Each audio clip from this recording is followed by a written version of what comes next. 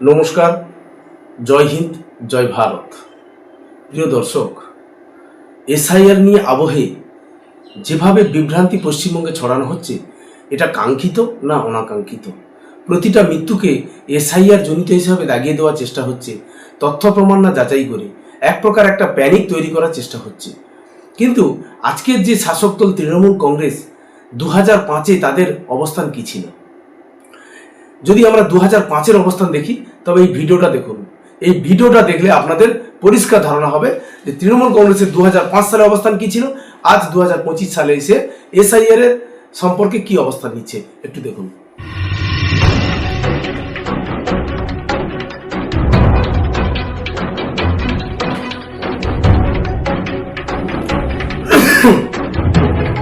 The infiltration of Bengal, it has become a disaster now, and resulting in which, sir, you will see the name of the Bangladesh voter list and the Indian voter list both are with me, sir. That's why I would like to request you, sir, it's a very serious matter, and when this matter will be discussed, sir, please let us know. That has been already disallowed by the Honorable Speaker. Why it is disallowed? Please tell me the cause, sir. Why it is disallowed? Sir, it is in Bengal, that's why. If you disallow this, casting aspersion against the speaker. Mr. Acharya, nothing is going Is to it be very recorded. objectionable?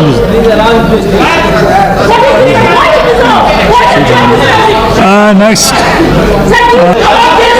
नहीं करूंगा ना, मैं बात तो करूंगा, लेकिन वो सुनेगा कोई तो करूंगा ना। तलवार साहब सुन रहे हैं, लेकिन मैं करूंगा। सुन रहे हैं ना?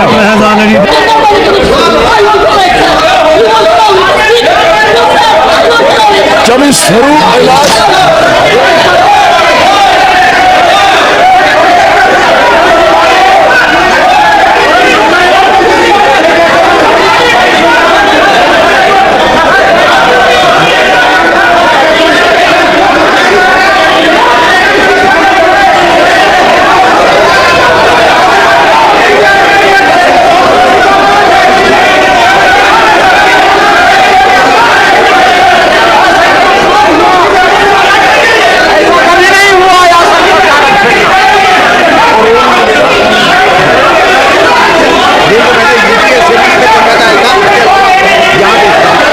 Now stand adjourned till 2 p.m.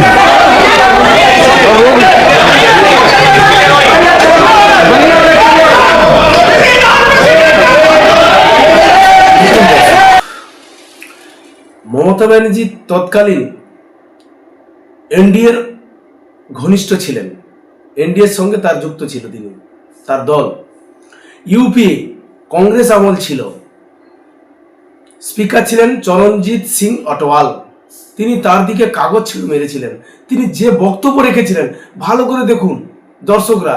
আজ তৃণমূল কংগ্রেস যে বিভ্রান্তিভাবে মূলকভাবে প্রচারণা করছে এসআইআর বিরুদ্ধে, একটা নাম বাদ গেলে আগুন জ্বলবে, ঠ্যাং ভেঙে দেওয়া হবে, বিএলওকে মার্কিং করুন, এত যে তথ্য এসছে, কোনো কথারই কোনো গুরুত্ব বা ভ্যালু কি রয়েছে?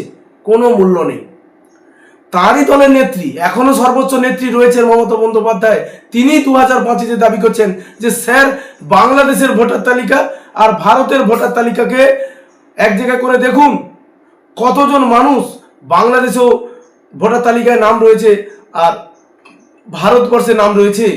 এটা মিলে যাবে, এটা সিরিয়াস ম্যাটার, এটা বলতে দিন। এ সম্পর্কে এসআইআর হোক, এনআরসি হোক। আর এই যেভাবে অনুপ্রবেশকারীরা ঢুকছে, আগামীতে ভারতবর্ষ বিপন্ন হবে, ভারতবর্ষে গৃহযুদ্ধ তৈরি হবে, রক্তপাতের মতো পরিস্থিতি তৈরি হবে। কোন বক্তব্য শুনছি আমরা আজকে 2025 সালে তৃণমূল কংগ্রেসের কাছ থেকে?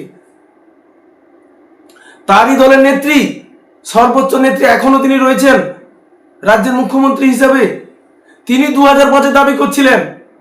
2005 থেকে 2011-তে বামপন্থ সরকারের পতন হলো। বামপন্থ সরকার পতন হওয়ার পরে পরপর 3টি নির্বাচন তিনি জিতলেন, মুখ্যমন্ত্রী হিসাবে রয়েছেন এখনো পর্যন্ত। তারপরে এসআইআর যখন কেন্দ্র সরকারি সিদ্ধান্ত বলুন বা নির্বাচন কমিশন সিদ্ধান্ত বলুন, নির্বাচন কমিশন যে সিদ্ধান্ত নিয়েছে এসআইআর করার জন্য, সেটা তো শুধু পশ্চিমবঙ্গের জন্য নয়, গোটা ভারতবর্ষের জন্য। কই তামিলনাড়ুতে কোনো ক্ষোভ বিক্ষোভ নেই, কেরালাতে কোনো ক্ষোভ বিক্ষোভ নেই, পুদুচেরিতে নেই, সারা ভারতবর্ষেই এসআইআর হবে।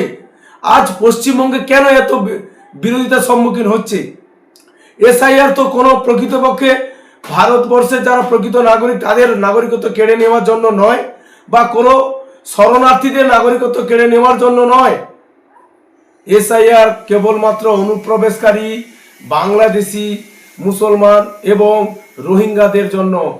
ভারতীয় একজন মুসলমানের ব্যক্তির নাম কাটা যেতে পারে না, কারণ আমাদের যারা প্রকৃত ভারতীয় তাদের শেকড় রয়েছে, তাদের পূর্ব প্রজন্ম ভোটার তালিকায় নাম জ্বলজ্বল করছে।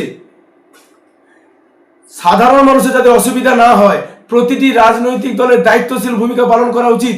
এইভাবে মৃত্যু নিয়ে রাজনীতি ছেড়ে কিভাবে সাধারণ মানুষের পাশে দাঁড়িয়ে তাদের ডকুমেন্টসগুলো কিভাবে সাজিয়ে দিতে হবে, কিভাবে তারা সংগ্রহ করে নেবেন প্রকৃত ডকুমেন্টসগুলো, সেগুলো দিকে দৃষ্টিপাত করলে অনেক সবচেয়ে ভালো লক্ষণ তৈরি হবে। সেটা না করে এসআইআর নিয়ে যে বিভ্রান্তি তৈরি করা হচ্ছে, তৃণমূল কংগ্রেস কি এসআইআরকে সমর্থন করছে না? করছে। 221 কোটি টাকা বরাদ্দ করেছে রাজ্য সরকার এই এসআইআর এর জন্য। 90,000-এর কাছাকাছি বিভিন্ন নির্বাচনী আধিকারিককে নিয়োগ করা হয়েছে। শুধু মুখে বয়ান দিয়ে মানুষকে বিভ্রান্ত করা হচ্ছে। এই বিভ্রান্তিতে সাধারণ মানুষ পড়বেন না। আপনারা আপনাদের কাগজপত্র জোগাড় করে রাখুন, সংগ্রহ করুন। বিএলও বাড়িতে ফর্ম দিলে সেটা কিভাবে পূরণ করবেন, কিভাবে কাজ করবেন, কিভাবে ফর্ম ফিল আপ করবেন, সেগুলো জেনে নিন। নির্বাচন কমিশনের কথা শুনুন, কোনো রাজনৈতিক ব্যক্তিত্বের কথা না শুনে নির্বাচন কমিশনের কথা শুনুন। সেভাবে আপনার দৃষ্টিভঙ্গিকে ঠিক রাখুন, আপনি বিপদে পড়বেন না।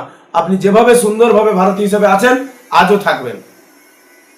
আরেকটি বিশেষ কথা, আজকের একটি পরবর্তী এপিসোড করব দর্শক, সেখানে কিভাবে ফর্ম ফিল আপ করবেন, কিভাবে আপনি